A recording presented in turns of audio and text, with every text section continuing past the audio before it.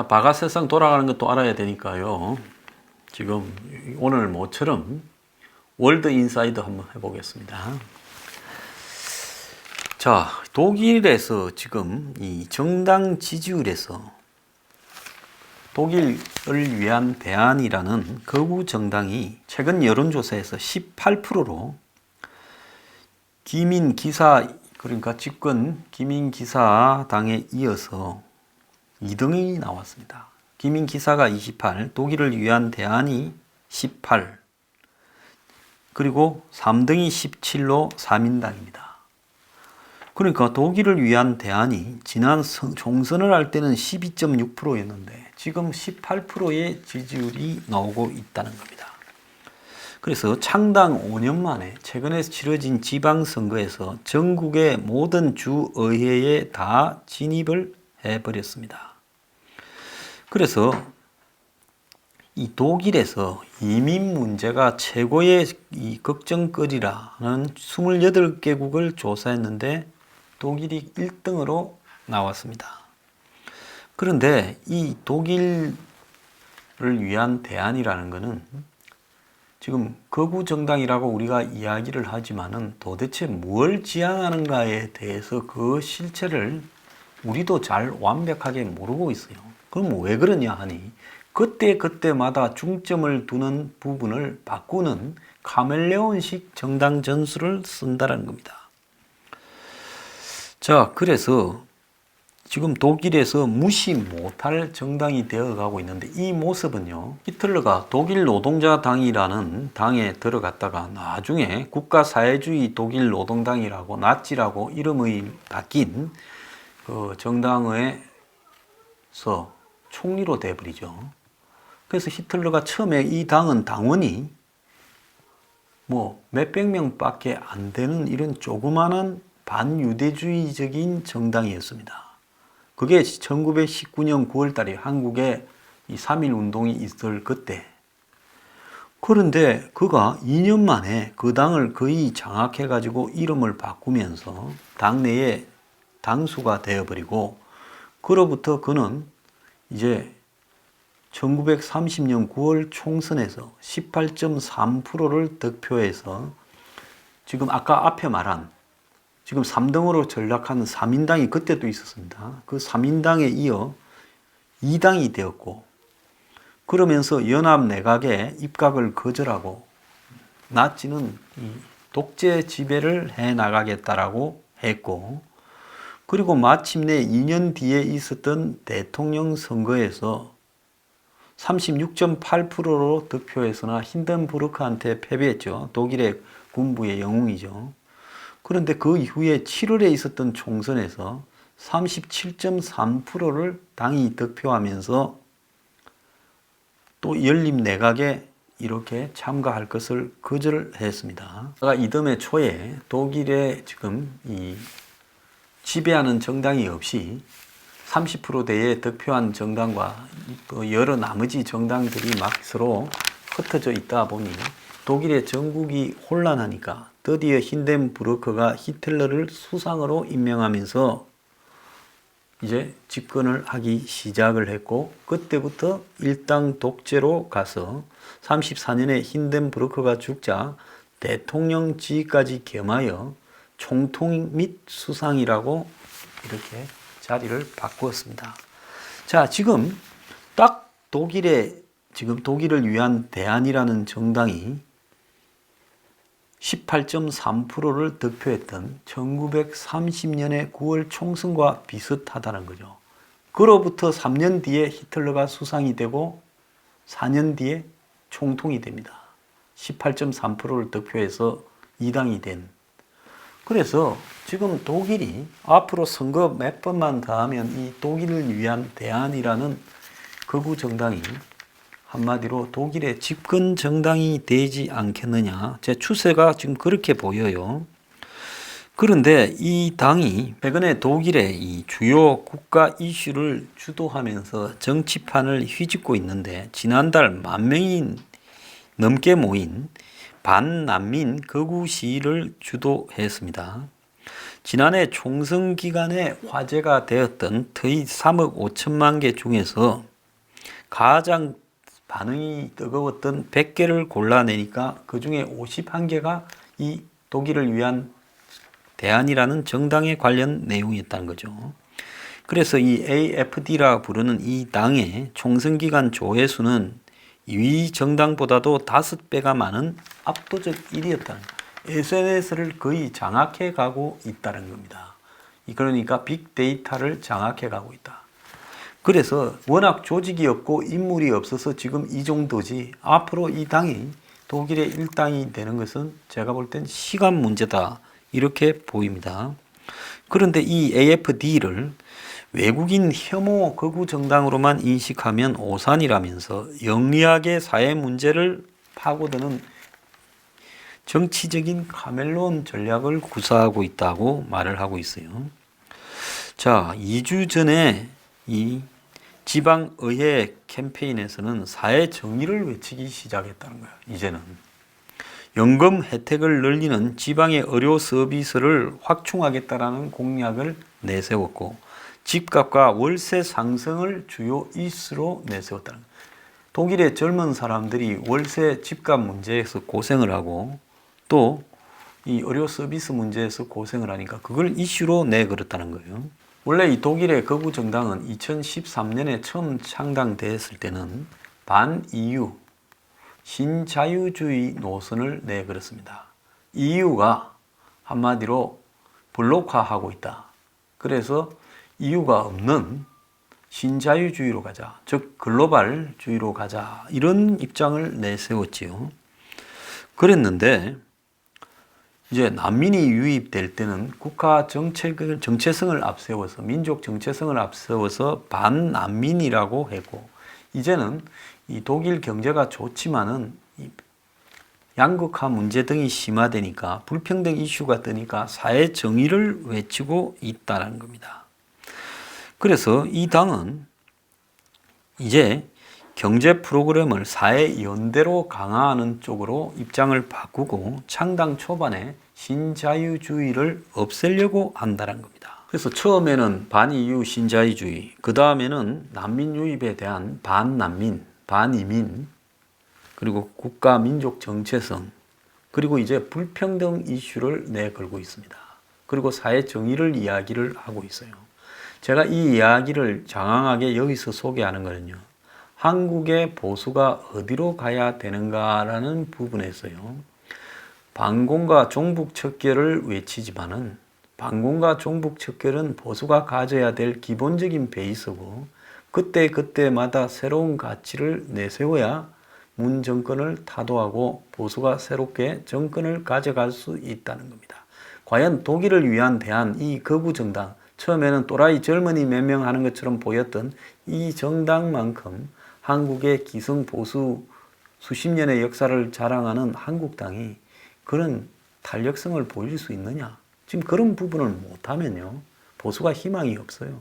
저는 보수에게 독일 이 극우 정당, 이 포퓰리즘 정당이지만은 이 포퓰리즘을 무조건 배격할 게 아니라 이렇게 그때그때의 대중의 이슈와 사회적 주제에 맞는 부분으로 변신을 해나갈 수 있는 부분을요, 철저하게 배워야 된다 봅니다.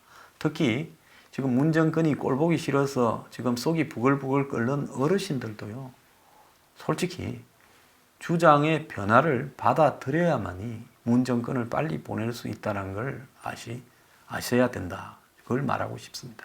미국의 중간 선거가 한 7, 8일 남았는데 정오 분노의 총량이 큰 쪽이 승리한다. 그래서 투표율도 치솟고, 지금 트럼프 지지율은 올랐다는 데가 있고 내려갔다는 데가 있고 좀 맞서고 있습니다만은, 좌우간 전체적으로는 막판에 오면서 트럼프가 좀 유리해지는 게 아니냐, 이런 부분이 있었는데요.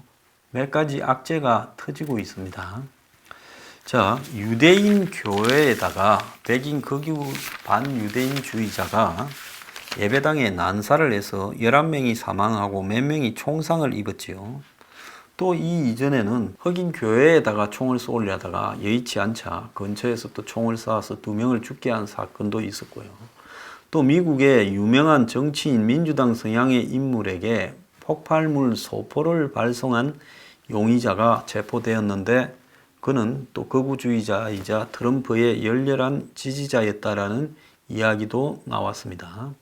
근데 미국 사회가 지금 이런 1년에 며칠 사이에 벌어진 이 정오 범죄에 대해서 경악을 하고 있다 하는 이야기가 지금 나오고 있어요. 24일 날에는 이 켄터키에서 흑인 교회를 노리다가 식료품점에서 흑인을 쐈고, 또 이 유대인 교회에서 또 총격 사건이 있었고, 또 유력 정치인 등 한 20여 명 가까운 사람에게 폭탄 소포를 발송을 했고, 이런 일이 지금 다 나오고 있는데 전부 다 범인이 극우주의자, 백인 노동자로 지금 이렇게 알려지고 있습니다. 특히 폭탄 소포 발송 용의자는 플로리다에 거주하는 시저 세약이라는 공화 당원이고 여러 범죄 이력이 있고, 그런데 이 소포가 배달된 곳이 다 반 트럼프 진영이다. 그래서 트럼프 대통령을 곤혹스럽게 만들고 있고, CNN은 특히 트럼프가 가짜 뉴스라고 비판에 이렇게 집중을 해왔던 언론사입니다. 27일 날 그 반유대인 총격 난사 부분은 범인인 로버트 바우어스라는 사람이 46살 먹은 이 남성 백인인데, 극우 인사들이 자주 사용하는 소셜미디어 플랫폼 이 갭닷컴 계정을 쓰고 프로필에 유대인은 사탄의 자식이라는 글귀를 올려놓고 있다라는 겁니다. 그러면서 유대인이 난민의 미국 정착을 돕는 히브리 이민자 지원협회가 이 문제다라고 하면서 행동에 들어간다고 했다는 겁니다. 특히 이 유대인 난민 단체에서 최근에 캐러반이라고 하는 미국으로 오는 이런 이민을 하고자 하는 그 대열에도 지원을 했다. 그거에 대해서 분노한다라는 입장까지도 지금 보였어요. 최근 이 세 건의 정오, 혐오 범죄가 모두 트럼프 지지자들로 보이는 사람에 의해서 행해졌고요. 이것이 트럼프 선거에 어떻게 영향을 미치겠는가, 중간 선거로 불똥이 튀는가 하는 것이 지금 관건이다.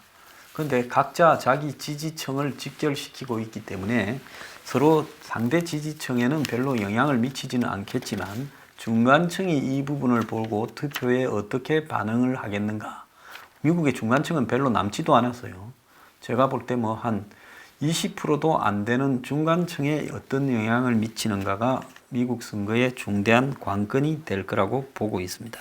그런데 이 사건들을 보면 미국이 지금 정치인부터가 미국 사회의 분열을 심화시키고 있습니다. 사실은 트럼프가 사이 쿠슈너를 통해서 유대인의 지지를 상당히 받고 있죠.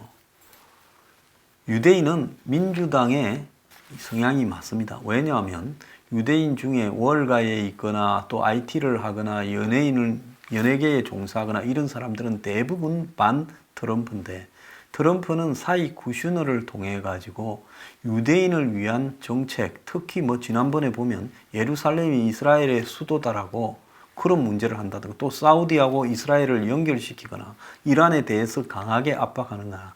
트럼프의 모든 중동 정책을 보면 친이스라엘적으로 되어 있습니다.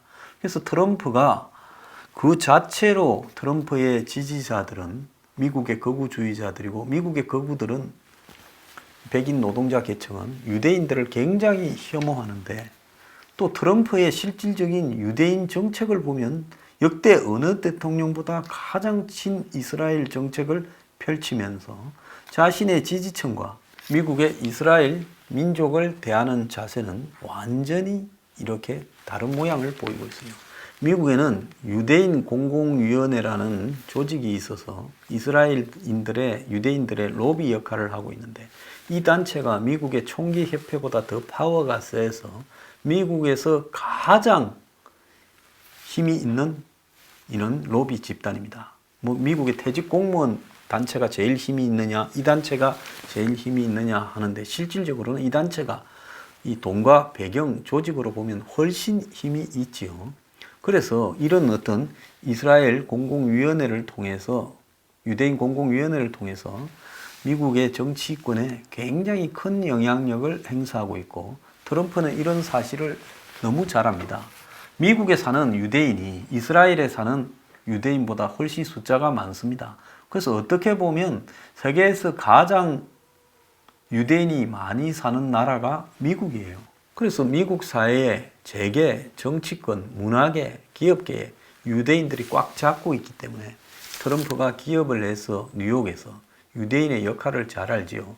특히 미국에 한 500만에서 600만 정도의 유대인이 사는 걸로 보이는데 그 중에서 150만 명 이상이 뉴욕에 산다는 거예요.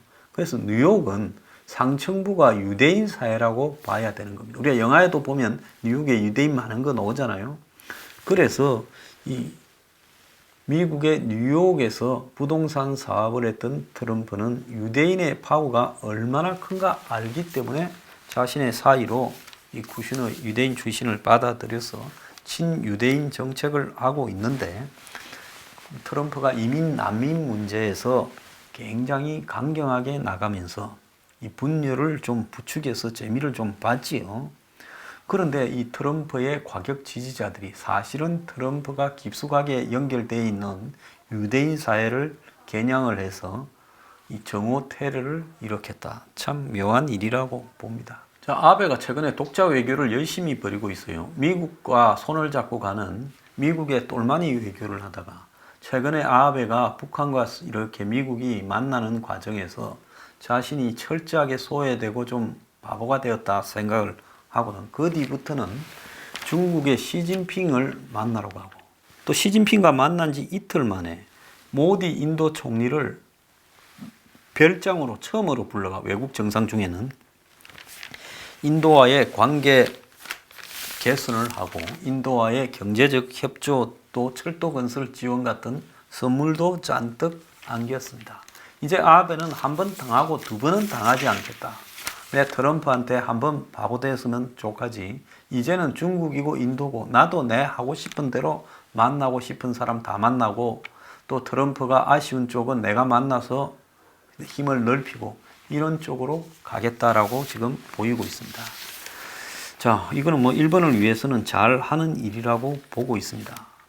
자, 지금 중국의 시진핑은 중국 남부 정구라고 하는 자신들의 군대 조직을 시찰하면서 전쟁 준비에 모든 힘을 이렇게 집중해라. 남중국해 양보 없다라고 이렇게 말을 하고 있습니다. 근데 시진핑이 이렇게 하고 다니는 이유는 지금 트럼프하고의 관계에서 상당히 코너로 몰린 위급함이 시진핑을 이렇게 만들고 있겠죠. 괜히 시진핑의 이런 말들에 현혹될 필요가 없고요. 시진핑이 불안하기 때문에 이렇게 행동하고 있는데 최근에 미중 갈등의 격화로 대만만 콧노래를 부르고 있다. 자, 미국이 중국 압박 위에 대만과 군사 협력을 사상 최고 수준으로 끌어올리고 있다. 미국 의회가 대만에 3,800억에 가까운 무기 판매를 승인하고 대만 해협, 그러니까 중국하고 대만 사이의 좁은 해협에 미 군함 2척을 이렇게 파견해서 일부러 그 사이에 자유항행, 중국이 지배하고 있는 앞바다에 미군 배가 들어가서 대만 해협을 지나는 작전을 수행해서 지금 중국이 매우 긴장을 하고 있죠.